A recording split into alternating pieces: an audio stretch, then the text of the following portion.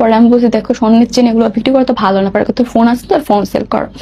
মানুষজন বলে যে কক্সবাজার থেকে ফোন নিয়ে আসছি, এটা নিয়ে আসছি, সেটা নিয়ে আসছি। আমার আম্মু নিজে ফোন কিনে দিছে যে দোকান থেকে, এটা ও দেখছে। রিধি কত সুন্দর অভিনয় করে রে, অভিনয়ের জন্য রিধি সেরা রে। হ্যালো গাইস, কেমন আছেন সবাই? আশা করি প্রত্যেকেই ভালো আছেন। সো গাইস, এই রিধি ওরফে শশা আপাকে হয়তো আপনি অনেক ভিডিওতে অনেক নাটক করতে দেখেছেন, কিন্তু আজকের এই ভিডিওতে আপনাদের মাঝে নতুন নাটক ফাঁস করতে চলেছি। কেন তার নাম শশা আপা হলো এই বিষয়ে বিস্তারিত আলোচনা করব, এবং সেই শশার ভিডিওটি কোথায় আপনারা পাবেন সেটাও ভিডিওর কোনো এক জায়গায় বলে দেওয়া হবে, তাই ভিডিওটি না টেনে সম্পূর্ণ দেখবেন। তাহলে চলুন বেশি কথা না বাড়িয়ে আজকের ভিডিও শুরু করা যাক। তো প্রিয় দর্শক, চলুন প্রথমেই আমরা এই শশা আপার একটি নাটকময় বক্তব্য শুনে আসি।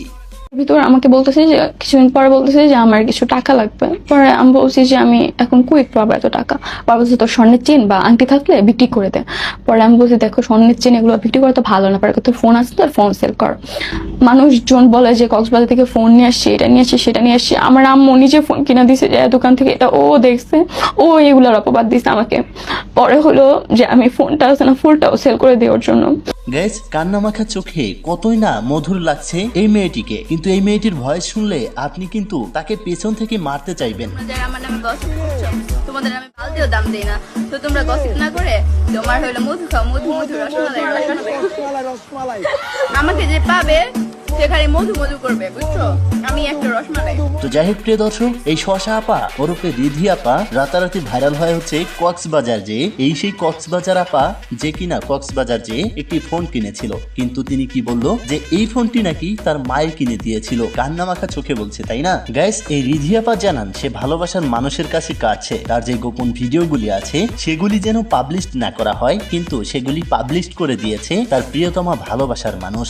যে রিধি তুই আমার এরকম একটা ভিডিও দিবি, মানে যে একটা ভিডিও মানে খারাপ একটা ভিডিও ভাইরাল হয়েছে, আমাকে বলছে এরকম ভিডিও দিতে আমি কালকেই বিয়ে করবো।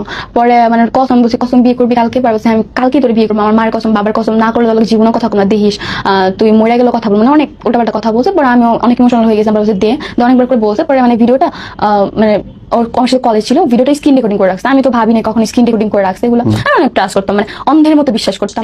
ভরসা করেছিল তার ভালোবাসার মানুষকে, সেটা নাকি তার ভালোবাসার মানুষ ওপেন করেছে, পাবলিক করেছে। গাইস, এই রিধি আপা ওরফে শশা আপা নিজেই এটা পাবলিশ করেছে সোশ্যাল মিডিয়াতে আসার জন্য। গাইস, কক্সবাজার যাওয়ার কারণে সে এখন ইনফ্লুয়েন্সার হয়ে গিয়েছে, কন্টেন্ট ক্রিয়েটর ওরফে টিকটকারও হয়ে গিয়েছে। তো গাইস, এইসব মেয়ে হচ্ছে সমাজের কলঙ্ক, এদের দ্বারাই সমাজের কোনো উন্নতি হয় না। হাজারো যুবকের রাতের ঘুম হারাম করে দিচ্ছে, শরীরের ক্যালসিয়াম ফুরিয়ে ফেলছে এই শশা আপার ভিডিও দেখে। এই শশা আপার ভিডিও আপনারা কই পেয়ে যাবেন? এটা হয়তো 18+ যারা আছে, যারা টিকটক, ইউটিউব, ফেসবুকের সাথে কানেক্টেড আছে, অ্যাক্টিভ রয়েছে এবং টিকটক, ফেসবুক, ইউটিউবে কিছু করতে চায়, তাদের জন্য একটি সুবর্ণ সুযোগ হচ্ছে আপনারা এই শশা আপার ভিডিও প্লাস টিকটক, ফেসবুক, ইউটিউবের সাবস্ক্রিপশন নিতে চাইলে পিন কমেন্টে হোয়াটসঅ্যাপ গ্রুপের লিংক দেওয়া রয়েছে, সেখানে জয়েন হয়ে যাবেন, তাহলেই পেয়ে যাবেন। তো যাই হোক প্রিয় দর্শক, এই শশা আপা অনেক আগে ভাইরাল হয়েছিল তার বান্ধবীদের কাছে মার খেয়ে, বান্ধবীর বয়ফ্রেন্ড নিয়ে ভেগে গিয়েছিল কক্সবাজার, যার কারণে। তো গাইস, এই শশা আপাকে যতটা নম্রভদ্র আর সুশীল দেখতে মনে হয়, আসলে অতটা না।